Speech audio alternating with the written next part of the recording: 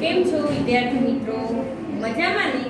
આજે આપણે ધોરણ 8 માં સામાજિક વિજ્ઞાનમાં પાઠ 14 ખંડ પરિચય તેનો અભ્યાસ કરીએ. ખંડ પરિચય આફ્રિકા અને એશિયા. અહીંયા આફ્રિકન સફારી એના વિશે આપણે પહેલા જોઈએ. અમદાવાદ શહેરમાં વિશ્વ પ્રવાસ મેળાનું આયોજન થયું હતું. ક્યાં? તો અમદાવાદ.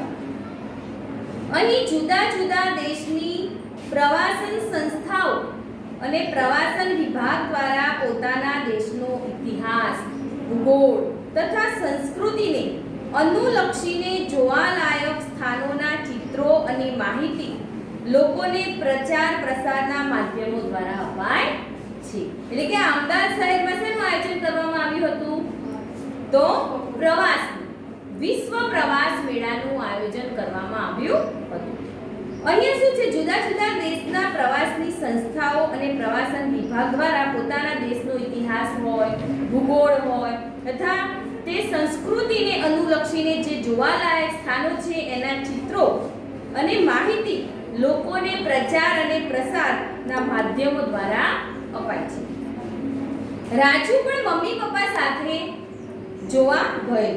ત્યાં અમે આફ્રિકા વિભાગમાં ઘણું બધું અવનવું જોયું. એટલે કે રાજુ હોય છે, રાજુ તેના મમ્મી પપ્પા સાથે જોવા જાય છે. ત્યાં અમે આફ્રિકા વિભાગમાં ઘણું બધું અવનવું જાણ્યું. ચાલો તમને એના વિશે કહું. વિશ્વનો બીજા નંબરનો મોટામાં મોટો ખંડ તેના વિશે આપણે જોઈએ. તો જુઓ, ચોપડીની અંદર તમે જુઓ, ચોપડી ખુલ્લી હશે તમારી જોડે. એમાં 14.1 આફ્રિકા ખંડનો પ્રાકૃતિક નકશો આપેલો છે. જો તમારી ચોપડીમાં ત્યાં આફ્રિકા ખંડની લંબાઈ અને પહોળાઈ લગભગ કેવી છે? સરખી છે. તમે જુઓ ચોપડીની અંદર લંબાઈ અને પહોળાઈ કેવી છે? લગભગ સરખી છે. એટલે કે 2:3, એટલે કે 2/3 જેટલા વિસ્તારનું વિષુવવૃત્તથી ઉત્તરમાં આવેલો છે. એટલે કે મોટા ભાગનો પ્રદેશ ઉષ્ણકટિબંધમાં આવેલો છે. મોટા ભાગનો પ્રદેશ ક્યાં આવેલો છે? તો ઉષ્ણકટિબંધમાં. અહીંયા જો વિચારીને કહો. અહીંયા પ્રશ્નોના જવાબ આપેલા છે તે જોઈએ આપણે. આફ્રિકા ખંડ કયા ભૂમિખંડ પરથી ત્રણેય મુખ્ય એટલે કે વૃત્તો પસાર થાય છે તે આપણે જોઈએ.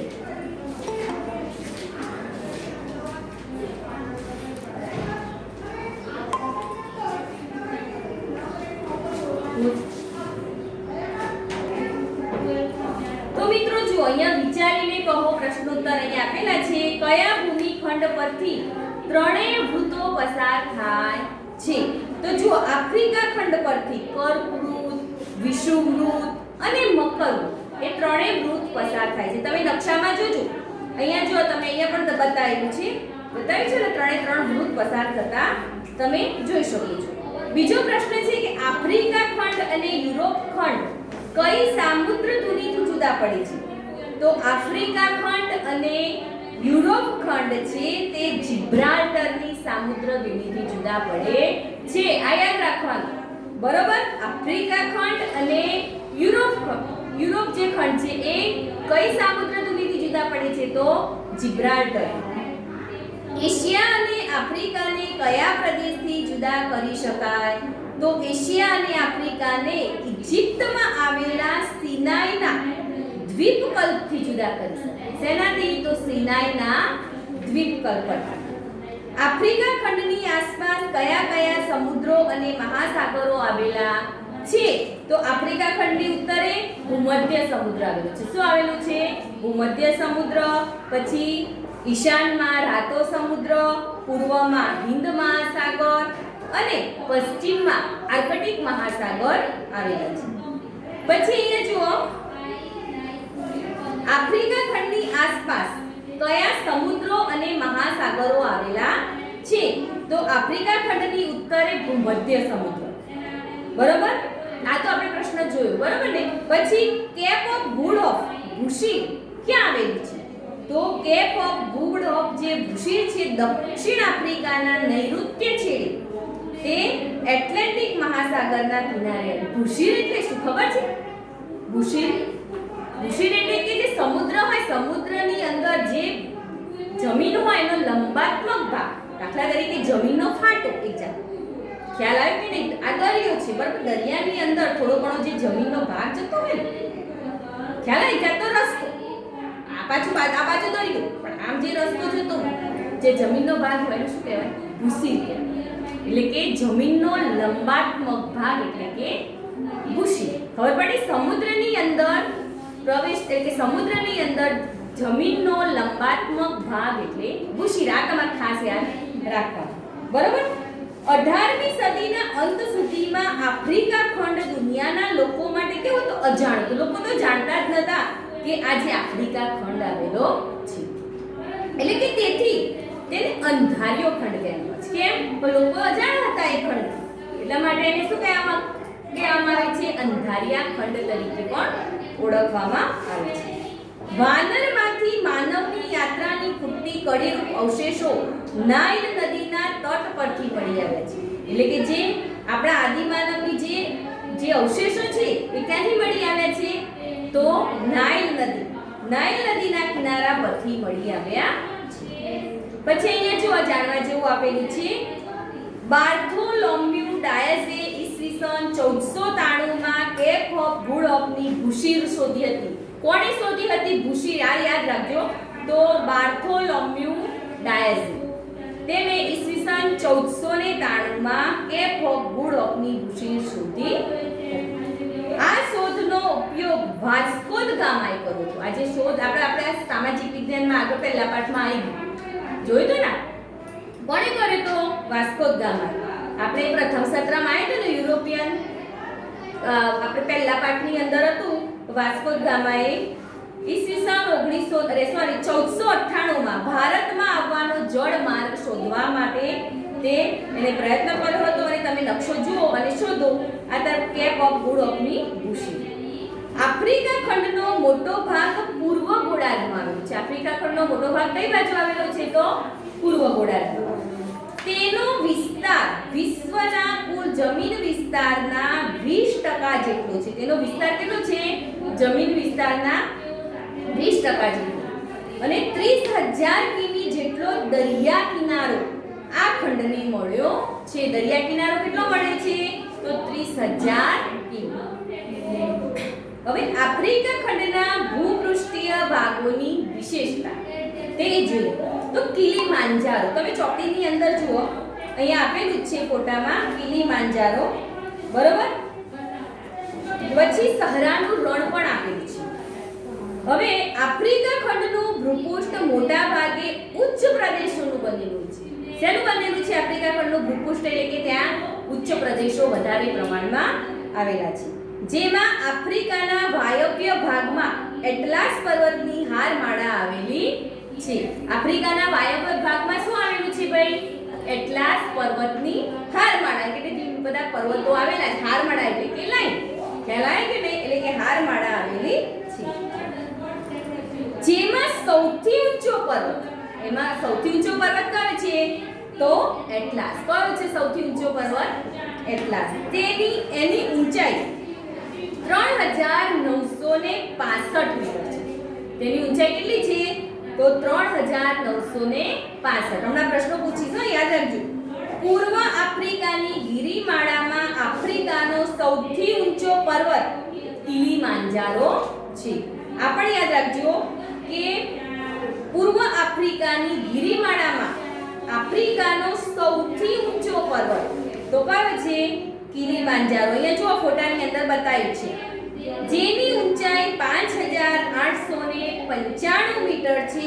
આ પર્વત વિષુવવૃત્ત નજીક આવેલો હોવા છતાં વધુ ઊંચાઈને લીધે તેના શિખરો હંમેશા બરફથી છવાયેલા રહે છે. સૌથી ઊંચો પર્વત છે એટલે ત્યાં એ બરફથી છવાયેલો રહે છે. આ પર્વતો સિવાય દક્ષિણમાં સરેરાશ 915 મીટરથી વધુ ઊંચાઈ ધરાવતા ઉચ્ચ પ્રદેશો આવેલા છે.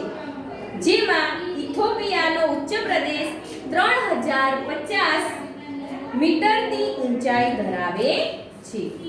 જેમાં આપણે જોયું આ પર્વતો સિવાય દક્ષિણમાં 915 મીટરથી પણ વધુ ઊંચાઈ ધરાવતા પર્વતો આવેલા છે, જેમાં ઇથોપિયાનો ઉચ્ચ પ્રદેશ છે તે 3050 મીટરની ઊંચાઈ ધરાવે છે. હવે આપણે જોઈએ તો આ ખંડના ઉત્તર ભાગમાં સહરાનો વિશાળ રણ પ્રદેશ આવેલો છે. અહીંયા જો ફોટામાં આપેલું છે બાજુમાં સહરાનો વિશાળ રણ પ્રદેશ આવેલો છે, જે 90,65,000 ચોરસ કિમી જેટલો વિસ્તાર ધરાવે છે. આ વિસ્તાર કેવો છે? ખડકાળ. ત્યાં પથ્થરો વધારે છે. કેવો છે? ખડકાળ અને ઉચ્ચ પ્રદેશોથી સભર છે, એટલે કે ત્યાં ઉચ્ચ પ્રદેશો વધારે પ્રમાણમાં આવેલા છે. પૂર્વ આફ્રિકામાં પૃથ્વીની આંતરિક હિલચાલને લીધે લગભગ 128 કિમી લાંબી ફાટખીણની રચના થઈ છે.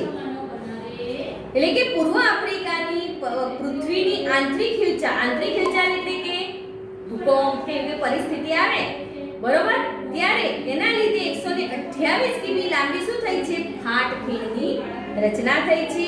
આ જે ફાટખીણ છે વિશ્વની સૌથી લાંબી ફાટખીણ છે.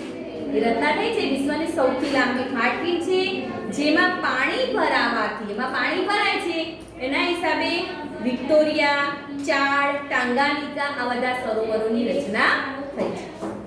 હવે નદીઓ અને સરોવર. આફ્રિકામાં મોટાભાગની નદીઓ મધ્યના ઉચ્ચ પ્રદેશમાંથી નીકળીને સમુદ્રને મળે છે. આ જે આફ્રિકા ખંડ છે આપણો બરાબર, એમાં આફ્રિકામાં મોટાભાગની નદીઓ મધ્યના ઉચ્ચ પ્રદેશમાંથી નીકળીને સમુદ્રને મળે છે. અને ઘણી બધી નદીઓ અંતસ્થ નદીઓ છે. અંતસ્થ નદીઓ વિશે તો તમને ખબર છે. અંતસ્થ નદીઓ કોને કહેવાય ખબર છે ને? તો એ તમને ખબર છે, અંતસ્થ નદીઓ એટલે કે જે સમુદ્રને મળે નહીં તેને અંતસ્થ નદીઓ કહેવાય છે. બનાસ, રૂપેણ, સરસ્વતી બરોબર, એ બધી નદીઓ અંતસ્થ નદીઓ કહેવાય છે. ખડકાળ પ્રદેશને લીધે જળમાર્ગ બહુ ઉપયોગી નથી. ત્યાં શું છે? ખડકાળ પ્રદેશ છે એટલે કે એ નદીઓ તો ખરી પણ એ જળમાર્ગ તરીકે જ ઉપયોગી નથી. પરંતુ જળ ધોધને લીધે એટલે કે ત્યાં પાણીના ધોધ વધારે સારા પડે છે, એટલે કે જળ ધોધને લીધે જળ વિદ્યુત માટે તે ઉપયોગી છે. આફ્રિકાની મુખ્ય નદીઓ નાઇલ, પછી કોંગો, નાઇજર અને ઝામ્બેઝી આ નદીઓ છે. સરોવરોમાં ન્યાસા, વિક્ટોરિયા, રૂડોલ્ફ, ચાડ વગેરે એટલે કે સરોવરો પણ આવેલા છે. તેનું નામ યાદ રાખજો: ન્યાસા, વિક્ટોરિયા, રૂડોલ્ફ અને ચાડ. હવે નાઇલ નદી વિશે જોઈએ તો નાઇલ નદી છે એટલે કે નાઇલ દુનિયાની સૌથી લાંબી નદી છે. આ યાદ રાખજો, એમ પૂછાય કે દુનિયાની સૌથી લાંબી નદી કઈ? તો નાઇલ. તેની લંબાઈ 6436 કિમી છે. ઇથોપિયાના ઉચ્ચ પ્રદેશમાંથી નીકળી સુદાન અને ઇજિપ્તમાંથી વહીને ભૂમધ્ય સમુદ્રને મળે છે. આ નદી ક્યાંથી નીકળે છે? તો ઇથોપિયાના ઉચ્ચ પ્રદેશમાંથી નીકળે છે. ત્યાંથી નીકળી સુદાન અને ઇજિપ્તમાં થઈ અને પછી તે ભૂમધ્ય સમુદ્રને મળે છે. હવે ત્યાંની આબોહવા અને વનસ્પતિ જોઈએ તો આફ્રિકામાં આબોહવા અને વરસાદની વિવિધતા જોવા મળે છે. આફ્રિકાની અંદર આબોહવા અને વરસાદમાં વિવિધતા છે. તે પ્રમાણે વનસ્પતિ જીવનમાં પણ શું જોવા મળે છે? વિવિધતા જોવા મળે છે. ખંડમાં મુખ્યત્વે વિષુવવૃત્તીય જંગલો આવેલા છે, એટલે કે આફ્રિકા ખંડની અંદર કેવા જંગલો આવેલા છે? તો વિષુવવૃત્તીય. અહીં અતિશય ગરમ, ભેજવાળી અને રોગિષ્ટ આબોહવા હોય. ત્યાં કેવી જોવા મળે છે આબોહવા? એકદમ ગરમ આબોહવા, ભેજવાળી અને રોગિષ્ટ આબોહવા હોવાથી ત્યાં મેહોગની, અબનુસ, લોગવુડ, રોઝવુડ, આયર્નવુડ ઉપરાંત રબર, સિકોના તથા વાંસના વૃક્ષો પણ જોવા મળે છે. ઉપરના ભાગોમાં વરસાદની માત્રા ઘટતા સવાના પ્રકારના ઘાસના મેદાનો જોવા મળે છે. એટલે કે જે ઉત્તર ભાગ છે ત્યાં વરસાદનું પ્રમાણ કેવું છે? ઓછું, એટલે કે ત્યાં વધારે વરસાદ પડતો નથી.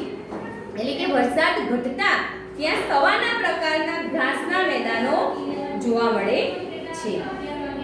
અને તો સહરાના રણ પ્રદેશમાં છૂટી છવાઈ કાંટાળી વનસ્પતિ એટલે કે ત્યાં જે સહરાનું રણ છે ત્યાં કાંટાળી વનસ્પતિ જોવા મળે છે. કેવા પ્રકારની કાંટાળી વનસ્પતિ? તો થોર, બોરડી, ખજૂરી, બરોબર એવા વૃક્ષો એટલે કે એવા ત્યાં વનસ્પતિ થાય છે.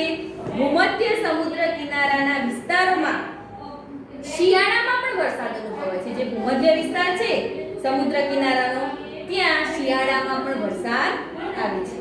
અહીં ખાટા મીઠા રસવાળા ફળોની ખેતી થાય છે. કેવા ફળો થાય છે? તો ખાટા મીઠા રસવાળા, જેમાં નારંગી, લીંબુ, પીચ, દ્રાક્ષ વગેરે આ બધા કેવા છે? ખાટા મીઠા ફળો છે કે નહીં, રસવાળા. બરોબર. અહીંયા જો વિષુવવૃત્તીય ગીચ જંગલોની વનસ્પતિ, મેહોગની ઝાડ અહીંયા વૃક્ષનું આપેલું છે. પછી કાંટાળી વનસ્પતિ, થોર દર્શાવેલો છે ને અહીંયા થોર. અહીંયા આફ્રિકા ખંડનો રાજકીય નકશો તમે જોયો, બરોબર. અહીંયા નકશાની અંદરથી તમારે આવેલા જે નકશાની અંદર દેશ આવેલા છે એનું તમારે યાદી બનાવવાની, બરોબર. પછી અહીંયા જુઓ આફ્રિકા ખંડમાં કેવા કેવા પ્રાણીઓ જોવા મળે છે? ઊંટ, પછી હિપ્પોપોટેમસ, સિંહ, સાબર, બરોબર.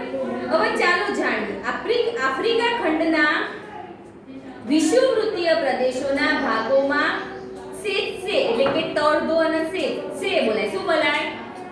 સેસે માખીનો ઉપદ્રવ છે જે કરડતા હાથી પગાનો રોગ થાય છે. એક જાતની માખી છે એ કરડે તો શું થાય? કેવો રોગ થાય? હાથી પગાનો એટલે કે પગ જાડો હાથી જેવો થઈ જાય.